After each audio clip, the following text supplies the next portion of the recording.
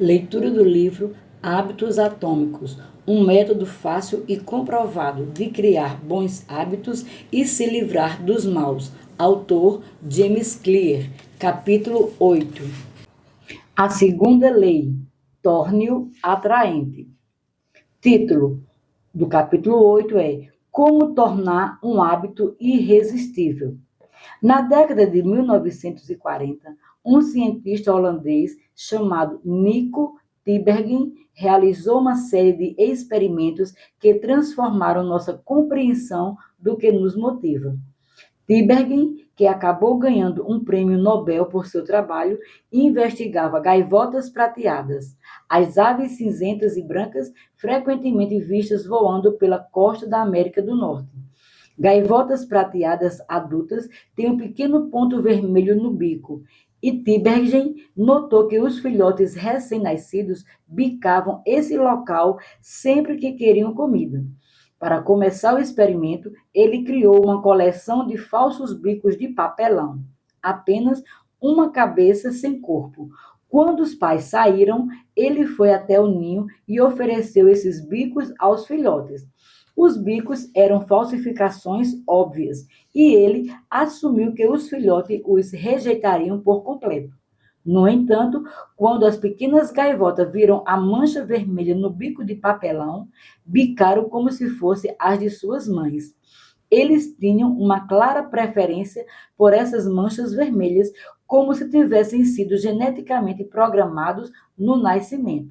Logo, Tinbergen descobriu que quanto maior a mancha, mais rápido os filhotes bicavam.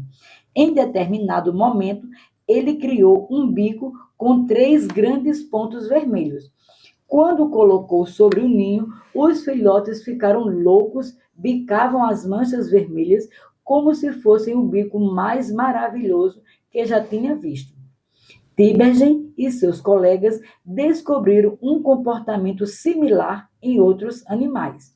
Por exemplo, o ganso bravo é uma ave que nidifica no chão. Ocasionalmente, conforme a mãe se move no ninho, um dos ovos acaba rolando para fora. Sempre que isso acontece, o ganso vai até o ovo e usa seu bico e pescoço para puxá-lo de volta para o ninho. Tinbergen descobriu que o ganso empurrará qualquer objeto redondo próximo, como uma bola de bilhar ou lâmpada, para o ninho. Quanto maior o objeto, maior a resposta. Um ganso fez um esforço ainda maior para empurrar uma bola de vôlei e se sentar em cima. Como os filhotes de gaivota bicando automaticamente os pontos vermelhos, o ganso estava seguindo uma regra instintiva. Quando vejo um objeto redondo por perto, preciso rolá-lo de volta para o ninho.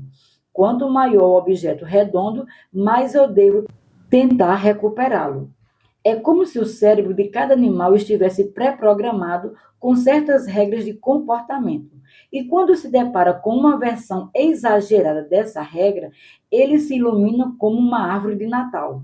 Os cientistas referem-se a esses gatilhos exagerados como estímulos supranormais ou superestímulos.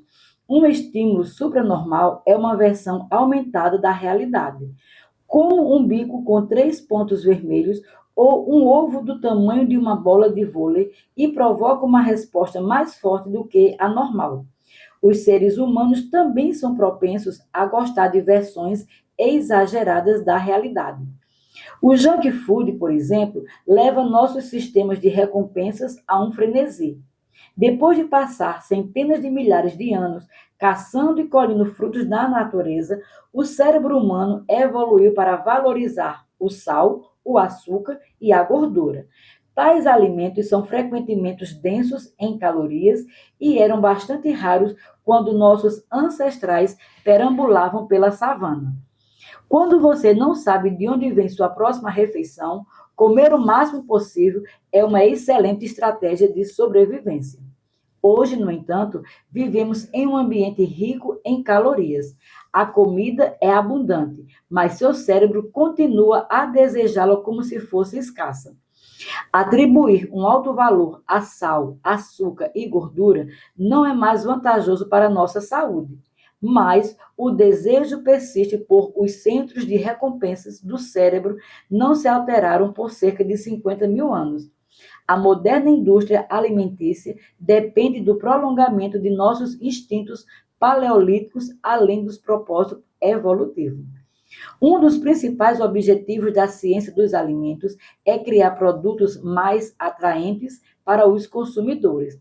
Quase todos os alimentos em um saco, caixa ou pote foram melhorados de alguma forma, mesmo que apenas com aromatizante adicional. As empresas gastam milhões de dólares para descobrir o nível mais satisfatório de crocância em uma batata frita ou a quantidade perfeita de gás em um refrigerante. Departamentos inteiros se dedicam a aperfeiçoar a sensação de um produto na boca, uma qualidade conhecida como oro-sensação. As batatas fritas, por exemplo, são uma combinação poderosa, douradas e crocantes por fora, claras e macias por dentro. Outros alimentos processados intensificam o contraste dinâmico que se referem a itens com uma combinação de sensações como crocante e cremoso. Imagine a textura do queijo derretido em cima de uma crosta de pizza crocante ou a crocância do biscoito recheado combinada com seu recheio macio. Com alimentos naturais e não processados, você tende a experimentar as mesmas sensações repetidas vezes qual é o gosto da 17ª garfada de couve.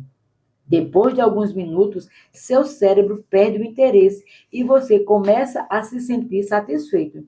Mas alimentos com alto contraste dinâmico mantêm a experiência nova e interessante, estimulando você a comer mais. Em última análise, essas estratégias permitem aos cientistas de alimentos encontrar o ponto de felicidade para cada produto. A combinação exata de sal, açúcar e gordura que estimula seu cérebro e faz com que queira mais. O resultado, é claro, é que você come demais, porque os alimentos hiperpalatáveis são mais atraentes para o cérebro humano. Como Stephanie Guiné, neurocientista especializada em comportamento alimentar e obesidade, diz: ficamos muito bons em acionar nossos próprios gatilhos. A moderna indústria de alimentos e os hábitos excessivos que ela gerou são apenas um exemplo da segunda lei da mudança de comportamento. Torne-o atraente. Quanto mais atraente é uma oportunidade, mais provável é que se torne criadora de hábito. Olhe à sua volta. A sociedade está repleta de versões altamente projetadas da realidade que são mais atraentes do que o mundo em que nossos ancestrais evoluíram. As lojas apresentam manequins com quadris e seios exagerados para vender roupas. A mídia social oferece mais curtidas e elogios em poucos minutos do que conseguimos no escritório ou em casa. A pornografia online combina cenas estimulantes em uma taxa que seria impossível de reproduzir na vida real.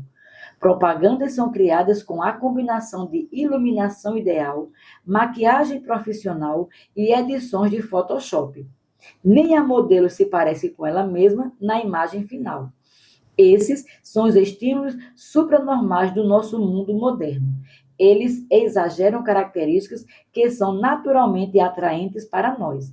E o resultado é que nossos instintos vão à loucura, levando-nos a hábitos de compras, uso de mídia social, pornografia e alimentares excessivos, entre outros. Se a história servir de guia, as oportunidades do futuro serão mais atraentes que as de hoje.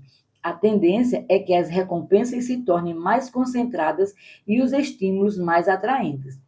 O junk food é uma forma mais concentrada de calorias do que os alimentos naturais. Destilados são uma forma mais concentrada de álcool do que a cerveja.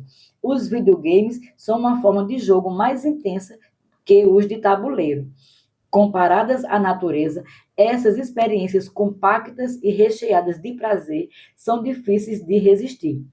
Temos os cérebros de nossos ancestrais, mas tentações que eles nunca tiveram que enfrentar.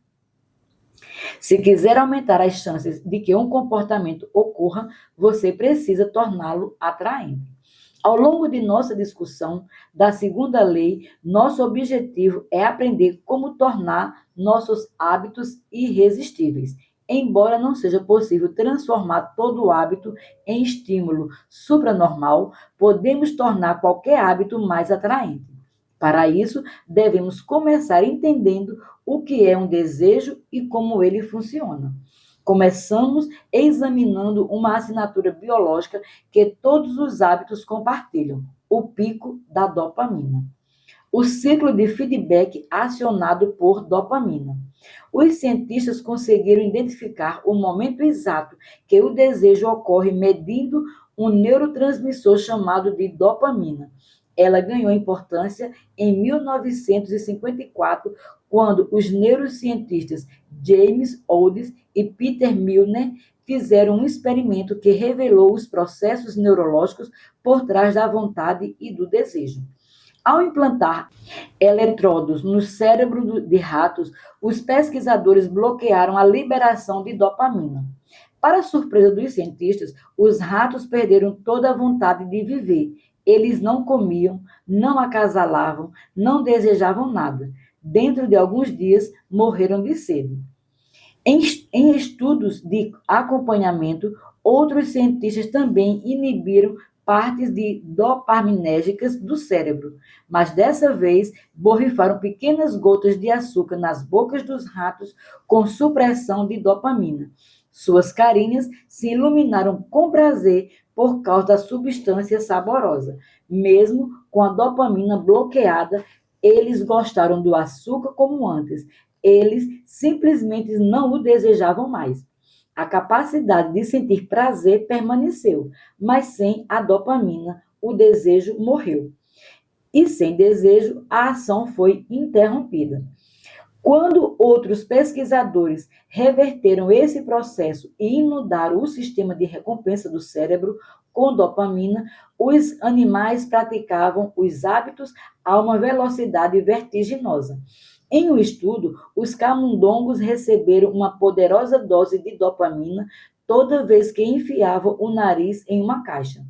Em poucos minutos, os ratos desenvolveram um desejo tão forte que começaram a enfiar o nariz na caixa 800 vezes por hora. Os humanos não são diferentes. O jogador médio de máquinas caça-níqueis gira a roda 600 vezes por hora. Os hábitos são um ciclo de feedback acionado por dopamina. Todo comportamento altamente formador de hábito. Consumir drogas, junk food, jogar videogames, navegar nas mídias sociais está associado a níveis mais altos de dopamina. O mesmo pode ser dito de nosso comportamento habituais mais básicos, como comer, beber, fazer sexo e interagir socialmente. Durante anos, os cientistas assumiram que a dopamina estava relacionada apenas ao prazer, mas agora sabemos que ela desempenha um papel central em muitos processos neurológicos, incluindo motivação, aprendizado e memória, punição e aversão, e movimentos voluntários. Quando se trata de hábitos, a principal conclusão é a seguinte: a dopamina é liberada não apenas quando você experiencia o prazer, mas também quando o prevê. Viciados em jogo têm um pico de dopamina antes de fazerem uma aposta, não depois de ganharem. Viciados em cocaína têm um pico de dopamina ao ver a droga, não depois que a usam. Sempre que você prevê que uma oportunidade será gratificante, seus níveis de dopamina aumentam em antecipação. E sempre que a dopamina aumenta, o mesmo acontece com sua motivação para agir. É a antecipação de uma recompensa, não sua efetivação, que nos leva a agir. Curiosamente, o sistema de recompensa ativado no cérebro quando você recebe uma recompensa é o mesmo ativado ao prevê-la. Essa é uma das razões pelas quais a antecipação de uma experiência pode frequentemente parecer melhor do que a sua efetivação. Quando criança, pensar na manhã de Natal pode ser melhor do que abrir os presentes. Como adulto, sonhar acordado com as próximas férias pode ser mais agradável do que estar de férias. Os cientistas se referem a isso como a diferença entre querer e gostar. O pico de dopamina. Antes que um hábito seja aprendido, a dopamina é liberada quando a recompensa é experimentada pela primeira vez. Na próxima vez, a dopamina sobe antes da ação, imediatamente após o reconhecimento do estímulo. Esse pico leva à vontade e ao desejo de agir sempre que o estímulo for detectado. Uma vez que um hábito é aprendido, a dopamina não aumenta quando uma recompensa é experimentada, porque você a espera. No entanto, se vir um estímulo e esperar uma recompensa, mas não consegui-la, a dopamina cairá com a decepção. A sensibilidade da resposta à dopamina pode ser claramente vista quando uma recompensa é fornecida tardiamente. Primeiro, a sugestão é identificada e a dopamina sobe à medida que a vontade aumenta. Em seguida, uma resposta é acionada, mas a recompensa não vem tão rapidamente quanto o esperado e a dopamina começa a cair. Finalmente, quando a recompensa vem um pouco mais tarde, a dopamina dispara novamente. É como se o cérebro estivesse dizendo: veja, eu sabia que estava certo. Não se esqueça de repetir esta ação na próxima vez. Seu cérebro tem muito mais circuitos neurais alocados para querer recompensas do que para gostar delas. Os centros de desejo do cérebro são grandes. O tronco encefálico, o núcleo accumbens, a área tegumentar ventral, o corpo estriado dorsal, a amígdala e porções de córtex pré-frontal. Em comparação, os centros de prazer do cérebro são muito menores. São muitas vezes referidos como poste-hedônicos e são distribuídos com pequenas ilhas em todo o cérebro. Por exemplo, os pesquisadores descobriram que 100% do núcleo accumbens é ativo durante o desejo. Enquanto isso, apenas 10% da estrutura é ativada durante o prazer. O fato de o cérebro alocar tanto espaço precioso para as regiões responsáveis pela vontade e desejo fornece mais uma evidência do papel crucial que esses processos desempenham. O desejo é o mecanismo que impulsiona o comportamento. Toda ação é tomada por causa da antecipação que a precede. É o desejo que leva à resposta. Essas ideias revelam a importância da segunda lei da mudança de comportamento. Precisamos tornar nossos hábitos atraentes, porque, antes de tudo, é a expectativa de uma experiência recompensadora que nos motiva a agir. É aí que entra uma estratégia conhecida como empacotamento de tentações. Como usar o empacotamento de tentações para tornar seus hábitos mais atraentes?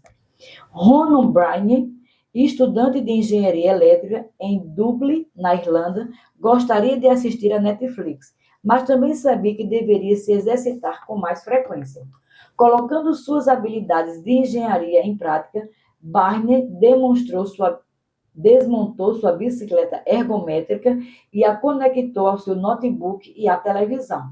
Então, escreveu um programa de computador que permitiria a execução da Netflix apenas se ele estivesse pedalando a uma certa velocidade.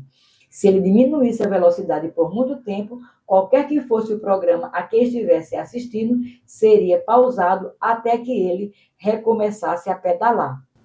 Ele estava, nas palavras de um fã, eliminando a obesidade a cada maratona de Netflix. Ele também estava empregando o empacotamento de tentações para tornar seu hábito mais atraente. O empacotamento de tentações funciona vinculando uma ação que você deseja fazer com uma que precisa. No caso de Barney, ele empacotou assistir a Netflix, a ação que queria fazer, com pedalar sua bicicleta ergométrica, a que precisava. As empresas são mestres em empacotamento de tentações. Por exemplo, quando a American Broadcasting Company, mais conhecido como ABC, lançou sua programação para as noites de quinta-feira para a temporada 2014-2015, promoveu o empacotamento de tentações em uma escala maciça. Toda quinta-feira, a companhia exibia 3 programas criados pela roteirista Sonda Rhimes. Ela chamou o grupo de TGIT ou ABC. TGIT significa Graças a Deus é quinta-feira. Além de promover os programas, a ABC incentivava os espectadores a fazer pipoca, beber vinho tinto e aproveitar a noite. Andrew, chefe de programação da ABC, descreveu a ideia por trás da campanha. Vemos a quinta-noite como uma oportunidade de audiência com casais ou mulheres que querem relaxar e se divertir, beber seu vinho tinto e comer pipoca.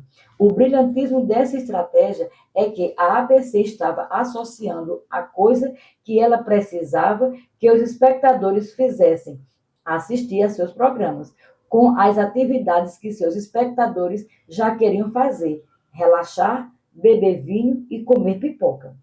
Com o tempo, as pessoas começaram a conectar, a assistir a ABC, a sensação de relaxar e se divertir. Se você beber vinho tinto e comer pipoca às 20 horas toda quinta-feira, então, em determinado momento, 20 horas na quinta-feira passa a significar relaxamento e entretenimento. A recompensa é associada ao estímulo e o hábito de ligar a televisão torna-se mais atraente. É mais provável que você ache um comportamento atraente se conseguir vir fazer uma de suas coisas favoritas ao mesmo tempo. Talvez queira ouvir sobre as últimas fofocas das celebridades, mas precise entrar em forma. Usando o empacotamento de tentações, você só poderá ler os tabloides e assistir a reality show na academia. Talvez queira cuidar de seus pés, mas precisa limpar sua caixa de entrada. Solução: só vá a pedicure se enquanto isso analisar seus e-mails. O empacotamento de tentações é uma maneira de aplicar uma teoria da psicologia conhecida como princípio de Premack, nomeado após o trabalho do professor David Premack. O princípio afirma que comportamentos mais prováveis reforçarão os menos prováveis. Em outras palavras, mesmo que não queira analisar seus e-mails de trabalho, você se tornará condicionado a fazê-lo se isso significar fazer ao mesmo tempo algo que realmente quer. Você pode até mesmo combinar o empacotamento de tentações com a estratégia de empilhamento de hábitos tratada no capítulo 5, para criar um conjunto de regras que guie seu comportamento. A fórmula de empilhamento de hábitos mais empacotamento de tentações é: número 1, depois de hábito atual, eu irei, hábito que preciso. 2, depois de hábito que preciso, eu vou, hábito que quero. Se você quer ler as notícias, mas precisa expressar mais gratidão, número 1, depois que eu tomar meu café da manhã, vou dizer uma coisa a que sou grato que aconteceu ontem. Preciso. 2, depois de dizer uma coisa a que sou grato, lerei as notícias. A que quero. Se quiser assistir esportes, mas precisa fazer ligações de vendas, número 1. Depois que eu voltar do meu horário de almoço, vou ligar para 3 clientes em potencial. É o que preciso. 2. Depois de ligar para 3 clientes em potencial, vou assistir ESPN, que é o que eu quero. Se quiser verificar o Facebook, mas precisa se exercitar mais, número 1. Depois que eu sair do telefone, vou fazer 10 polichinelo, que é o que eu preciso. 2. Depois que eu fizer 10 polichinelos, vou checar o Facebook, que é o que eu quero. A esperança é que, em determinado momento, você esteja ansioso para ligar para 3 clientes ou fazer 10 polichinelos, porque isso significa que poderá ler as últimas notícias sobre esportes ou checar o Facebook. Fazer o que precisa significa fazer o que quer. Começamos esse capítulo tratando dos estímulos supranormais, que são versões elevadas da realidade que aumentam nosso desejo de agir.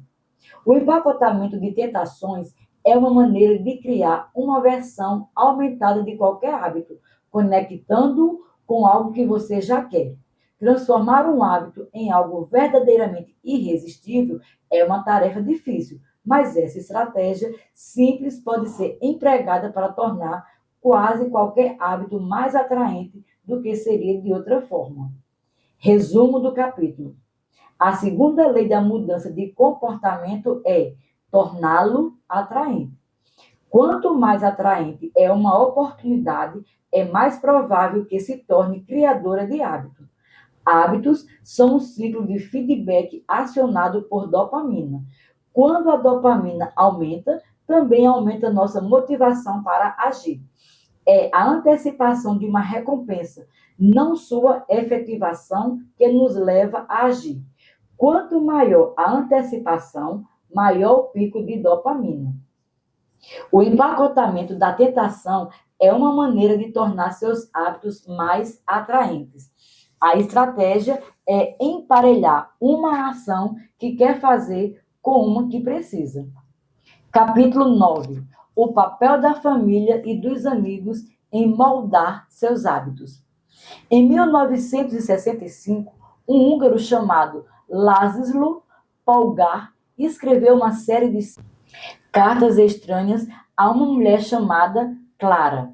Laszlo era um obstinado adepto do trabalho árduo. Na verdade, era só isso em que acreditava. Ele rejeitava completamente a ideia de talento inato.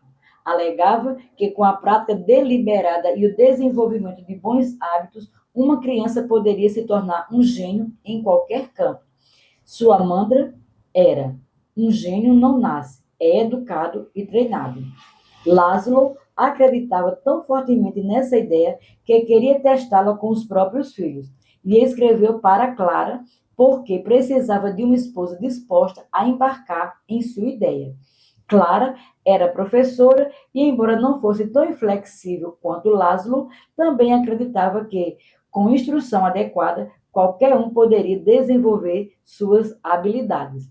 Laszlo decidiu que o xadrez seria um campo adequado para o experimento e desenvolveu um plano para criar seus filhos para se tornarem prodígios do xadrez.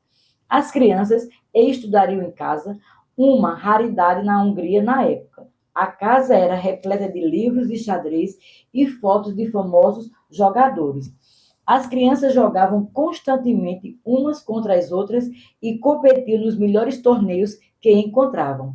A família mantinha um sistema de arquivos meticuloso do histórico de torneios de todos os competidores que as crianças enfrentassem. Suas vidas eram dedicadas ao xadrez. A investida romântica de Clara foi bem sucedida e, em poucos anos, a família Polgár ganhou 3 novas integrantes: Susan, Sofia e Judith. Susan, a mais velha, começou a jogar xadrez aos 4 anos. Depois de 6 meses, já derrotava adultos. Sofia, a filha do meio, fez ainda melhor. Aos 14 anos, foi campeã mundial e, alguns anos depois, tornou-se grande mestre. Judith, a mais nova, era a melhor de todos. Aos 5 anos, era capaz de derrotar o pai. Aos 12, era a jogadora mais jovem listada entre os 100 melhores jogadores de xadrez do mundo. Aos 15 anos e 4 meses, ela se tornou a mais jovem grande mestre de todos os tempos. Mais jovem que Bob Fischer, o recordista anterior. Durante 27 anos, foi considerada a melhor mulher jogadora de xadrez do mundo. A infância das irmãs Polgár foi atípica, para dizer o mínimo, e, no entanto, na opinião das garotas, seu estilo de vida era atraente e até mesmo agradável. Em entrevistas, as irmãs falam sobre sua infância como divertida em vez de cansativa. Elas amavam jogar xadrez, nunca se cansavam. Segundo o relato, Laszlo certa vez encontrou Sofia jogando xadrez no banheiro no meio da noite. Encorajando-a a voltar a dormir, ele disse: Sofia, deixe as peças em paz. Ao que ela respondeu: Papai, são elas que não me deixam em paz. As irmãs Polgar cresceram em uma cultura que priorizava o xadrez acima de tudo. Elas eram elogiadas e recompensadas por isso. Em seu mundo, uma obsessão pelo xadrez era normal. E como estamos prestes a ver, quaisquer hábitos que sejam normais em sua cultura estarão entre os comportamentos que você achará mais atraentes. A sedutora atração das normas sociais. Os humanos são animais sociais. Queremos nos encaixar, relacionar e conquistar o respeito e a aprovação dos outros. Essas inclinações são essenciais para a sobrevivência. Durante a maior parte da história evolutiva, nossos ancestrais viviam em tribos. Viver separado da tribo, ou pior, ser expulso, era uma sentença de morte.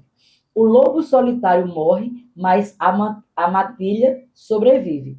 Enquanto isso, os que colaboravam e se relacionavam com os outros tinham mais segurança, oportunidades de acasalamento e acesso a recursos, como observou Charles Darwin. Na longa história da humanidade, os que aprenderam a colaborar e improvisar de maneira eficaz preponderaram. Como resultado, o desejo humano mais profundo é pertencer. E essa antiga preferência influencia nosso comportamento moderno de forma poderosa. Não escolhemos nossos primeiros hábitos, nós o imitamos. Seguimos o roteiro de nossos amigos e familiares, igreja ou escola, comunidade local e sociedade em geral. Cada uma dessas culturas e grupos tem o próprio conjunto de expectativas e padrões. Quando e se deve se casar? Quantos filhos ter? Quais feriados comemorar? Quanto dinheiro gastar na festa de aniversário do filho? De muitas maneiras, essas normas sociais tácitas guiam seu comportamento a cada dia. Elas sempre são consideradas, ainda que de modo não consciente. Muitas vezes, você segue os hábitos de sua cultura sem pensar, questionar e sequer lembrar, como escreveu o filósofo francês Michel de Montaigne. Os costumes e práticas da vida na sociedade nos levam adiante. Na maioria das vezes, concordar com o grupo não parece um fardo. Todo mundo quer pertencer. Se você crescer em uma família que recompensa suas habilidades de xadrez, jogar parecerá muito atraente. Se trabalha em uma empresa onde todo mundo usa ternos caros, estará inclinado a ostentar um também. Se todos os seus amigos compartilham uma piada interna ou usam uma expressão nova, você desejará fazer o mesmo, para que todos saibam que você está por dentro. Comportamentos são atraentes quando nos ajudam a nos encaixar. Nós imitamos os hábitos de três grupos em particular. Número 1, os mais próximos. Número 2, a maioria. 3, os poderosos. Cada grupo oferece uma oportunidade para potencializar a segunda lei da mudança de comportamento e tornar nossos hábitos mais atraentes. Número 1, imitando os mais próximos. A proximidade tem um efeito poderoso no comportamento. Isso vale para o ambiente físico, como discutimos no capítulo 6, e também para o social. Nós adquirimos hábitos das pessoas ao nosso redor. Copiamos a forma como nossos pais lidam com discussões, a maneira como nossos amigos flertam uns com os outros, a maneira como nossos colegas de trabalho alcançam bons resultados. Quando seus amigos fumam maconha, você também experimenta. Quando sua esposa tem o hábito de checar 2 vezes se a porta está trancada antes de ir para a cama, você o repete. Acho que muitas vezes eu imito o comportamento daqueles ao meu redor sem perceber. Em uma conversa, adoto automaticamente a postura corporal da outra pessoa.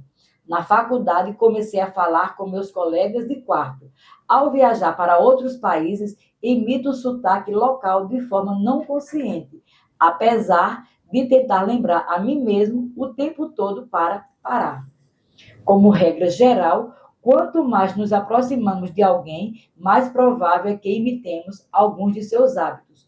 Um estudo inovador acompanhou 12 mil pessoas durante 32 anos e descobriu que as chances de uma pessoa se tornar obesa aumentavam em 50%, 57% se ela tivesse um amigo que se tornasse obeso.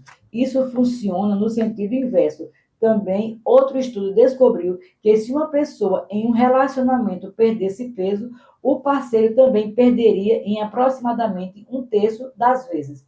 Nossos amigos e familiares exercem uma espécie de pressão invisível que nos puxa em sua direção. É claro que a pressão dos colegas só é ruim se você estiver cercado de más influências. Quando o astronauta Mike Massimino era estudante de pós-graduação do MIT, frequentou um pequeno curso de robótica. Das 10 pessoas da turma, 4 se tornaram astronautas. Se o seu objetivo fosse chegar ao espaço, então aquela sala de aula era a melhor cultura a que você poderia pertencer. Da mesma forma, um estudo descobriu que quanto mais alto fosse o QI de seu melhor amigo aos 11 ou 12 anos, maior seria o seu aos 15, mesmo depois de controlar os níveis naturais de inteligência. Nós absorvemos as qualidades e práticas daqueles que nos rodeiam. Uma das coisas mais eficazes que você pode fazer para construir hábitos melhores é viver em uma cultura em que seu comportamento desejado é o padrão. Novos hábitos parecem viáveis quando vemos outras pessoas os colocando em prática todos os dias. Se está cercado de pessoas em forma, é mais provável que considere se exercitar um hábito normal. Se está cercado por amantes de jazz, é mais provável que ache razoável ouvir jazz todos os dias. Sua cultura define sua expectativa para o que é normal. Cerque-se de pessoas que têm os hábitos que você quer ter. Vocês prosperarão juntos para tornar seu hábito ainda mais atraentes e experimente levar essa estratégia um passo além. Participe de uma cultura em que, seu comportamento desejado é o padrão, e 2, já tenha algo em comum com o grupo. Steve Kemp, um empresário da cidade de Nova York, dirige uma empresa chamada de Nerd Fitness, que ajuda nerds desajustados e mutantes a perder peso e a ficar fortes e saudáveis.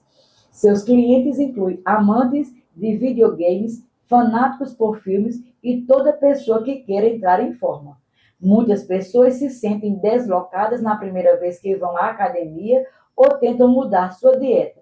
Mas se você tem algo em comum com os outros membros do grupo, digamos, seu amor mútuo por Guerra nas Estrelas, a mudança se torna mais atraente, porque parece que algo que pessoas como você já fazem. Nada sustenta melhor a motivação do que pertencer à tribo. O pertencimento transforma uma busca individual em compartilhada.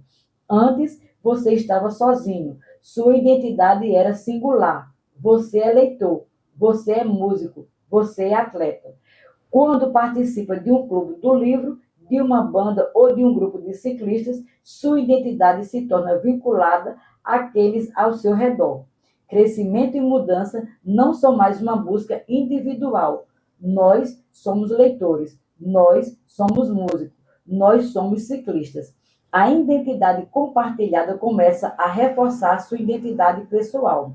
É por isso que permanecer como parte de um grupo depois de alcançar uma meta é crucial para manter seus hábitos. É a amizade e a comunidade que incorporam uma nova identidade e ajudam os comportamentos a perdurar. 2. Imitando a maioria. Na década de 1950, o psicólogo Solomon Asch conduziu uma série de experimentos que agora são ensinados a legiões de graduandos a cada ano. Para começar, cada experimento, o sujeito entrava na sala com um grupo de estranhos, sem o conhecimento deles. Os outros participantes eram atores contratados pelo pesquisador e instruídos a fornecer respostas roteirizadas para certas perguntas. O grupo recebia um cartão com uma linha e, em seguida, um segundo cartão com uma série de linhas. Cada pessoa deveria selecionar a linha no segundo cartão, que era semelhante em comprimento à do primeiro. Era uma tarefa muito simples. Aqui está um exemplo de 2 cartões usados no experimento. Conformidade com as normas sociais. Essa é uma representação dos 2 cartões usados por Solomon Asch em seus famosos experimentos de conformidade social. O comprimento da linha do primeiro cartão, que está ao lado esquerdo, é obviamente o mesmo o que da linha C. Mas quando um grupo de atores alegou ser diferente, os sujeitos da pesquisa concordavam, em vez de acreditar nos próprios olhos. O experimento sempre começava da mesma forma.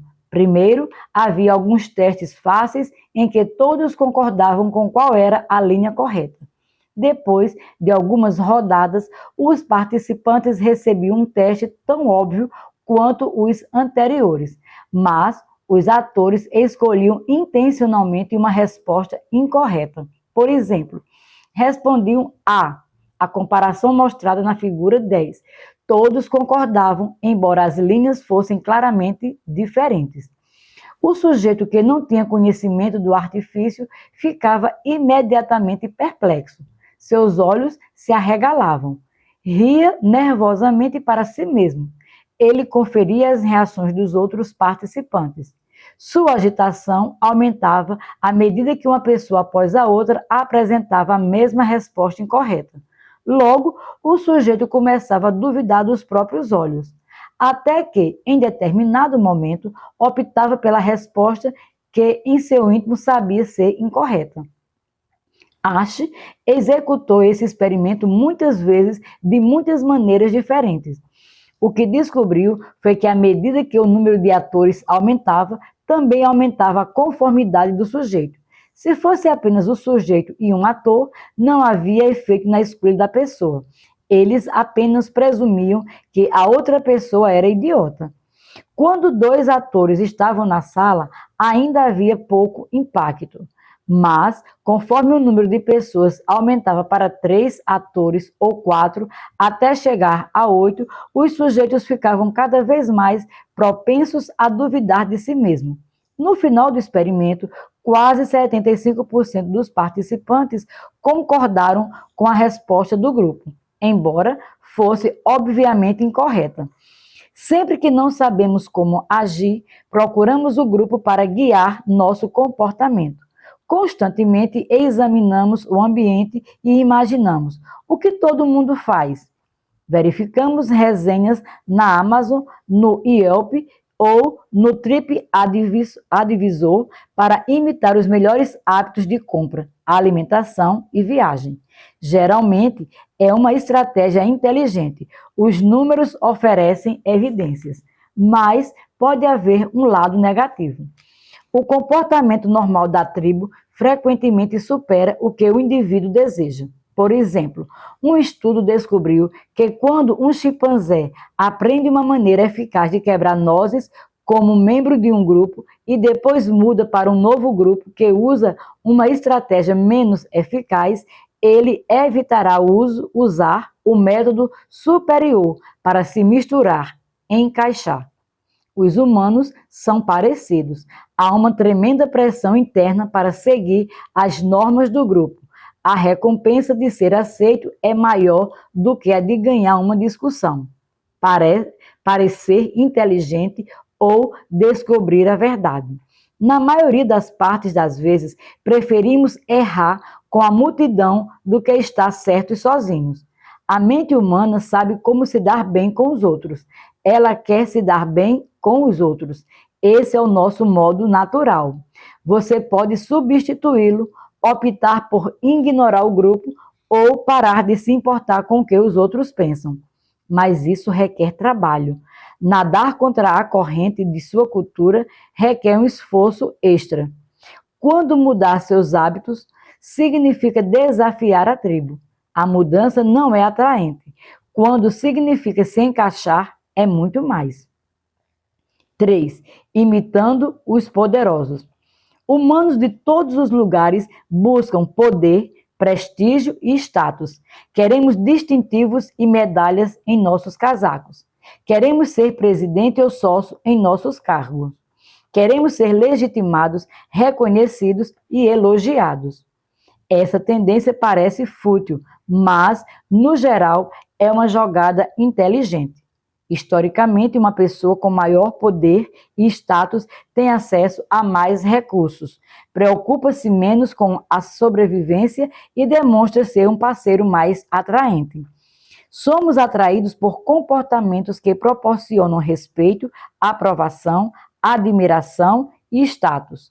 Queremos ser o único na academia a fazer barras, o músico que consegue tocar as progressões de acordes mais difíceis ou o pai com os filhos mais talentosos, porque essas coisas nos distinguem da multidão.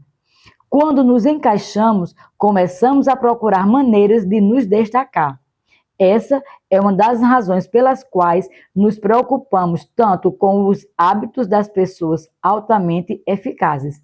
Tentamos copiar o comportamento de pessoas bem-sucedidas, porque desejamos o sucesso por nós mesmos. Muitos dos nossos hábitos diários são imitações de pessoas que admiramos. Você reproduz as estratégias de marketing das empresas mais bem-sucedidas em seu setor. Copie a receita de seu padeiro favorito. Pegue emprestado as estratégias de contar histórias de seu escritor favorito. Imita o estilo de comunicação de seu chefe. Nós imitamos as pessoas que invejamos. Pessoas de alto status desfrutam de aprovação, respeito e enaltecimento por parte de outras. E isso significa que se um comportamento pode nos levar à aprovação, respeito e enaltecimento, achamos isso atraente. Também somos motivados a evitar comportamentos que diminuam nossos status. Aparamos nossas cercas vivas e cortamos nossa grama porque não queremos ser os desleixados do bairro. Quando nossa mãe vem nos visitar, limpamos a casa porque não queremos ser julgados. Estamos sempre nos perguntando: o que os outros pensarão de mim? E adaptando nosso comportamento com base na resposta. As irmãs Polgar, os prodígios do xadrez mencionados no início deste capítulo, são evidências do impacto poderoso e duradouro que as influências sociais têm sobre o comportamento. Elas praticavam xadrez por muitas horas todos os dias e continuaram esse esforço notável por décadas. Mas esses hábitos e comportamentos mantiveram suas atratividade em parte, porque eram valorizados por sua cultura. Do elogio de seus pais à conquista de diferentes marcadores de status, como se tornar grande mestre, elas tinham muitas razões para continuar empregando seus esforços. Resumo do capítulo. A cultura em que vivemos determina quais comportamentos são atraentes para nós. Nós tendemos a adotar hábitos que são elogiados e aprovados pela nossa cultura, porque temos um forte desejo de pertencer à tribo. Tendemos a imitar os hábitos de 3 grupos sociais: os próximos, família e amigos, a maioria, a tribo, aqueles com status e prestígio. A coisa mais eficaz que você pode fazer para construir hábitos melhores é juntar-se a uma cultura que, número 1, seu comportamento desejado é o padrão. 2, você já tem algo em comum com o grupo. O comportamento normal da tribo frequentemente supera o que o indivíduo deseja. Na maioria das vezes, preferimos estar errados com a multidão do que certos sozinhos. Se um comportamento pode nos levar à aprovação, respeito e ao enaltecimento, nós o achamos atraente. Capítulo 10. Título: Como descobrir e corrigir causas de seus maus hábitos. No final de 2012, eu estava em um antigo apartamento, a poucos quarteirões da rua mais famosa de Istambul, Istiklal Caddesi. Estava no meio de uma viagem de 4 dias pela Turquia e meu guia, Mike, estava relaxando em uma poltrona desgastada a poucos metros de distância. Mike não era exatamente um guia, era apenas um cara do Maine que vivia na Turquia há 5 anos, mas se ofereceu para me mostrar o país durante a minha estada. Nessa noite em particular, fui convidado para jantar com ele e um punhado de amigos turcos. Éramos 7 e eu era o único que não tinha, em algum momento da vida, fumado pelo menos um maço de cigarro por dia. Perguntei a um dos turcos como ele começou a fumar. Amigos, disse ele, sempre começa com os amigos. Um amigo fuma, depois você experimenta. O que foi verdadeiramente fascinante foi que a metade das pessoas na sala tinha conseguido parar de fumar. Mike estava longe do cigarro há alguns anos naquele momento e jurou solenemente que abandonou o hábito por causa de um livro chamado O Método Fácil para Parar de Fumar, de Allen Carr. Ele o liberta do fardo mental de fumar, disse ele. Ele diz, pare de mentir para si mesmo. Você sabe que na verdade não quer fumar. Você sabe que de fato não gosta muito. Ele o ajuda a parar de sentir uma vítima.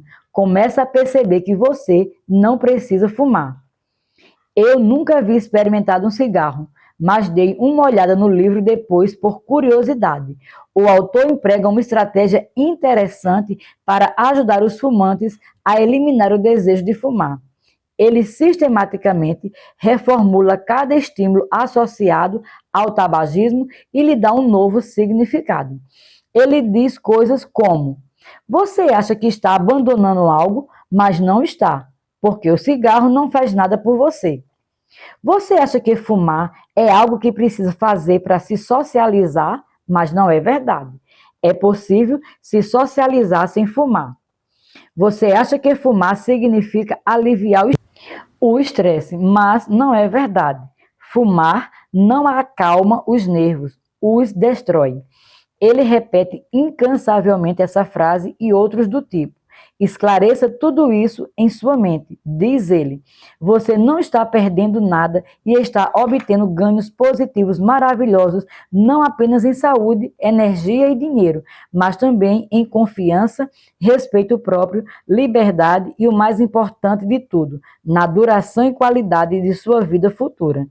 Quando você chega ao fim do livro, fumar parece a coisa mais ridícula do mundo para se fazer. E se você não espera mais que o fumo traga benefícios, não tem motivos para fumar. É uma inversão da segunda lei da mudança de comportamento, torná-lo desinteressante. Agora, eu sei que essa ideia pode parecer excessivamente simplista. Basta mudar de opinião e você pode parar de fumar. Mas espere mais um pouco. De onde vêm os desejos? Todo comportamento tem um desejo aparente e um motivo subjacente mais profundo. Muitas vezes tenho um desejo que é algo como: quero comer tacos. Se você me perguntasse por que quero comer tacos, eu não diria, porque preciso de comida para sobreviver. Mas a verdade é que em algum lugar do meu íntimo estou motivada a comer tacos porque tenho que comer para sobreviver. O motivo subjacente é obter comida e água, mesmo que meu desejo específico seja por um taco. Alguns de nossos motivos subjacentes incluem economizar energia, obter comida e água, encontrar o amor e se reproduzir, conectar e relacionar-se com os outros, obter aceitação social e aprovação, reduzir a incerteza, alcançar status e prestígio. Um desejo é apenas uma manifestação específica de um motivo subjacente mais profundo. Seu cérebro não evolui com o desejo de fumar cigarros, verificar o Instagram ou jogar videogames. Em um nível profundo, você simplesmente quer reduzir a incerteza e aliviar a ansiedade para ganhar aceitação e aprovação social, ou para alcançar um determinado status. Ao analisar quase qualquer produto formador de hábitos, verá que ele não cria uma nova motivação, mas se agarra aos motivos subjacentes da natureza humana. Encontre o amor e se reproduza, usando o Tinder. Conecte-se e relacione-se com os outros, navegando no Facebook. Ganhe a aceitação social e a aprovação, postando no Instagram. Reduza a incerteza, pesquisando no Google. Alcance status e prestígio, jogando videogames. Seus hábitos são soluções modernas para antigos desejos, novas versões de antigos vícios. Os motivos subjacentes permanecem os mesmos. Os hábitos específicos que realizamos diferem com base no período da história. Aqui está a parte poderosa. Há muitas maneiras diferentes de abordar o mesmo motivo subjacente. Uma pessoa pode aprender a reduzir o estresse fumando, outra praticando corrida. Seus hábitos atuais não são necessariamente a melhor maneira de resolver os problemas que enfrenta. São apenas os métodos que você aprendeu a usar. Depois de associar uma solução ao problema que precisa resolver, você a utiliza sempre. Hábitos se resume a associações. Essas associações determinam se podemos prever um hábito que vale a pena repetir ou não. Como abordamos em nossa discussão da primeira lei, seu cérebro está continuamente absorvendo informações e captando sinais no ambiente. Toda vez que você percebe um estímulo, seu cérebro executa uma simulação e faz uma previsão sobre o que fazer no momento seguinte. Estímulo: você percebe que o fogão está quente. Previsão: se eu o tocar, vou me queimar, então devo evitar tocá-lo. Estímulo: você vê que o semáforo ficou verde. Previsão: se eu pisar no acelerador, vou fazê-lo com segurança pela interseção e chegar mais perto do meu destino. Então, devo pisar no acelerador. Você vê um estímulo, classifica-o como base na experiência passada e determina a resposta apropriada. Tudo isso acontece em um instante, mas desempenha um papel crucial em seus hábitos, porque toda ação é precedida por uma previsão. A vida parece reativa, mas é preditiva. Durante todo o dia, você faz seu melhor palpite de como agir, dado o que acabou de ver e o que funcionou no passado. Você está infinitamente prevendo o que vai acontecer no próximo momento. Nosso comportamento é altamente dependente dessas previsões. Em outras palavras, é dependente de como interpretamos os eventos que acontecem conosco, não necessariamente a realidade objetiva dos próprios eventos. Duas pessoas podem olhar para o mesmo cigarro e uma sentir desejo de fumar, enquanto a outra repulsa pelo cheiro. A mesma sugestão pode desencadear um bom ou um mau hábito, dependendo da sua previsão. A causa de seus hábitos é, na verdade, a previsão que os precede. Essas previsões levam a sentimentos, que é como tipicamente descrevemos um desejo. Um sentimento, um desejo, uma compulsão. Sentimentos e emoções transformam os estímulos percebidos e as previsões feitas em um sinal que podemos aplicar. Eles ajudam a explicar o que estamos sentindo atualmente. Por exemplo, conscientemente ou não, você está percebendo quanto está calor ou frio. Se a temperatura cair 1 grau, provavelmente você não fará nada. Se a temperatura cair 10 graus, sentirá frio e vestirá outra camada de roupa. Sentir frio foi o sinal que o levou a agir. Você percebe os estímulos o tempo todo, mas é apenas quando prevê que seria melhor estar em um estado diferente que age. Um desejo é a sensação de que algo está faltando. É o desejo de mudar seu estado interno.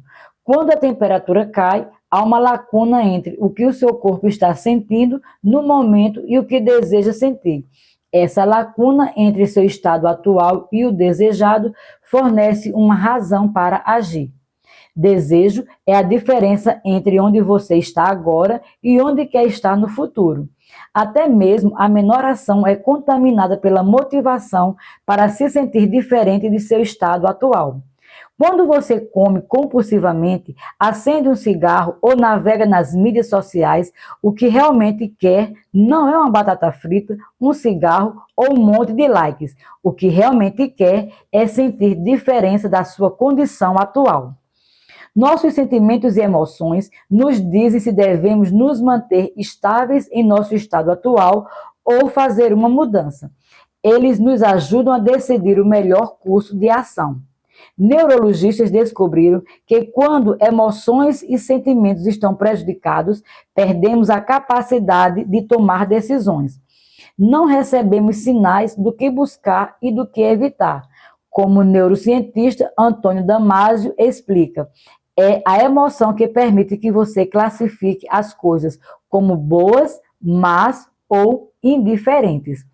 Para resumir, os desejos específicos que sente e os hábitos que realiza são realmente uma tentativa de abordar seus motivos subjacentes fundamentais. Sempre que um hábito resolve com sucesso um motivo, você desenvolve um desejo de fazê-lo novamente. Com o tempo, você aprende a prever que checar as mídias sociais vai ajudá-lo a se sentir amado ou que assistir ao YouTube permitirá que esqueça seus medos. Os hábitos são atraentes quando os associamos a sentimentos positivos e podemos usar essa percepção em nosso benefício e não o contrário. Como reprogramar meu cérebro para gostar de hábitos difíceis? Você pode tornar os hábitos difíceis mais atraentes se puder aprender a associá-los a uma experiência positiva. Às vezes, tudo o que precisa é uma pequena mudança de atitude mental. Por exemplo, muitas vezes falamos sobre tudo o que temos que fazer em um determinado dia. Você tem que acordar cedo para o trabalho, você tem que fazer outra ligação de vendas para o seu negócio, você tem que cozinhar o jantar para a sua família. Agora, imagine mudar apenas uma palavra. Você não tem que. Você consegue. Você consegue acordar cedo para o trabalho. Você consegue fazer outra chamada de vendas para o seu negócio. Você consegue preparar o jantar para a sua família. Simplesmente mudando uma palavra. Você muda a maneira de encarar cada evento. Você faz a transição de ver esses comportamentos como encargos e o transforma em oportunidades. O ponto-chave é que ambas as versões da realidade são verdadeiras. Você tem que fazer essas coisas e também consegue fazê-las. Podemos encontrar evidências para qualquer atitude mental que escolhermos. Certa vez, ouvi uma história sobre um homem que usa uma cadeira de rodas. Quando lhe perguntaram se era difícil ficar confinado, ele respondeu: "Não estou confinado à cadeira de rodas, ela me liberta. Se não fosse pela cadeira de rodas, eu estaria preso a uma cama e nunca seria capaz de sair de casa." Essa mudança de perspectiva transformou completamente como ele vivia cada dia. Reformular seus hábitos para destacar seus benefícios em vez de seus inconvenientes é uma maneira rápida e leve de reprogramar sua mente e tornar um hábito mais atraente. Exercícios. Muitas pessoas associam o exercício a uma tarefa desafiadora que drena a energia e a desgasta. Você pode facilmente vê-lo como uma maneira de desenvolver habilidades e fortalecer o corpo. Em vez de dizer a si mesmo, preciso correr de manhã, diga, é hora de ganhar resistência e velocidade. Finanças. Poupar dinheiro é frequentemente associado ao sacrifício. No entanto, você pode associá-lo à liberdade, em vez de à limitação. Se perceber uma verdade simples, viver aquém de suas possibilidades atuais aumenta suas possibilidades futuras. O dinheiro que economiza este mês aumenta seu poder de compra no próximo. Meditação. Qualquer pessoa que tenha tentado meditar por mais de 3 segundos sabe como isso pode ser frustrante quando a próxima distração inevitavelmente surge na mente. Você pode transformar a frustração em prazer quando percebe que cada interrupção lhe dá a chance de praticar a retomada de sua respiração. As distrações são benéficas porque você precisa delas para praticar meditação. Nervosismo. Muitas pessoas se sentem ansiosas antes de fazer uma grande apresentação ou competir em um evento importante. Elas experimentam ritmo respiratório aumentando, batimento cardíaco acelerado, elevação da excitação. Se interpretarmos esses sentimentos negativamente, então nos sentiremos ameaçados e tensos. Se interpretarmos positivamente, poderemos responder com fluidez e graça. Você pode reformular estou nervoso para estou animado e estou recebendo uma descarga de adrenalina para me ajudar a me concentrar. Essas pequenas mudanças de atitudes mentais não são mágicas, mas ajudam a mudar os sentimentos que você associa a um determinado hábito ou situação. Se quiser dar um passo adiante, você pode criar um ritual de motivação. Você simplesmente pratica a associação de seus hábitos com algo de que gosta. Então, pode usar esse estímulo sempre que precisar de um pouco de motivação. Por exemplo, se sempre tocar a mesma música antes de fazer sexo, começará a vincular a música ao ato. Sempre que quiser entrar no clima, basta pressionar o play. Ed Latimore, boxeador e escritor de Pittsburgh, se beneficiou de uma estratégia similar sem saber. Uma estranha percepção, escreveu ele. Meu foco e concentração aumentam simplesmente colocando meus fones de ouvido enquanto escrevo. Nem preciso ouvir música alguma. Sem perceber, ele se condicionou. No começo, colocou os fones, tocou algumas músicas de que gostava e fez um trabalho focado. Depois de fazer isso 5, 10, 20 vezes, colocar os fones tornou-se um estímulo que ele automaticamente associou ao aumento do foco. O desejo se seguiu naturalmente. Atletas usam estratégias semelhantes para mergulharem na atitude mental de desempenho. Durante minha carreira no beisebol, desenvolvi um ritual específico de alongamento e arremesso antes de cada jogo. Toda a sequência levava cerca de 10 minutos e eu a realizava da mesma maneira todas as vezes. Ao mesmo tempo que me aquecia fisicamente para o jogo, o mais importante, ela me colocava no estado mental certo. Comecei a associar o meu ritual pré-jogo a um sentimento competitivo e focado, mesmo que eu não estivesse motivado de antemão, no momento em que terminava meu ritual, eu estava em modo de jogo. Você pode adaptar essa estratégia para praticamente qualquer finalidade. Digamos que queira se sentir mais feliz em geral. Encontre algo que o faça verdadeiramente feliz, como acariciar seu cão ou tomar um banho de espuma e crie uma rotina curta que execute sempre antes de fazer a coisa que você ama. Talvez seja apenas respirar profundamente 3 vezes e sorrir. 3 respirações profundas, sorria, acaricie o cachorro, repita. No devido tempo, você começará a associar essa rotina de respirar e sorrir com estar de bom humor. Torna-se um estímulo que significa sentir-se feliz. Uma vez estabelecido, você pode executá-la sempre que precisar mudar seu estado emocional. Estressado no trabalho? Respire profundamente 3 vezes e sorria. Triste com a vida? Respire profundamente 3 vezes e sorria. Uma vez que um hábito tenha sido construído, o estímulo pode provocar um desejo, mesmo que tenha pouco a ver com a situação original. A chave para encontrar e corrigir as causas de seus maus hábitos é reformular suas associações a eles. Não é fácil, mas se puder reprogramar suas previsões, poderá transformar um hábito difícil em atraente. Resumo do capítulo. A inversão da segunda lei da mudança de comportamento é torná-lo desinteressante. Todo comportamento tem um desejo aparente e um motivo subjacente mais profundo. Seus hábitos são modernos, soluções modernas para desejos antigos. A causa de seus hábitos é, na verdade, a previsão que os precede. A previsão leva a um sentimento. Destaque os benefícios de evitar um mau hábito para que ele se torne pouco atraente. Os hábitos são atraentes quando os associamos a sentimentos positivos e desinteressantes quando o associamos a negativos. Crie um ritual de motivação fazendo algo de que goste imediatamente antes de um hábito difícil. Como criar um bom hábito? A primeira lei. 1. Preencha a avaliação dos hábitos. Anote seus hábitos atuais para conscientizar deles. 2. Use as intenções de implementação. Eu irei. Comportamento. As. Hora. Em. Local. 3. Use o empilhamento de hábitos. Depois de hábito atual, eu irei. Novo hábito. 4. Redesenhe seu ambiente.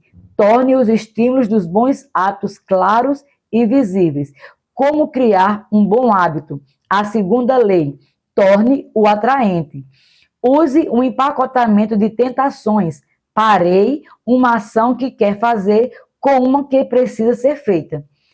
Junte-se a uma cultura em que seu comportamento desejado seja o padrão. Crie um ritual de motivação. Faça algo de que goste imediatamente antes de um hábito difícil.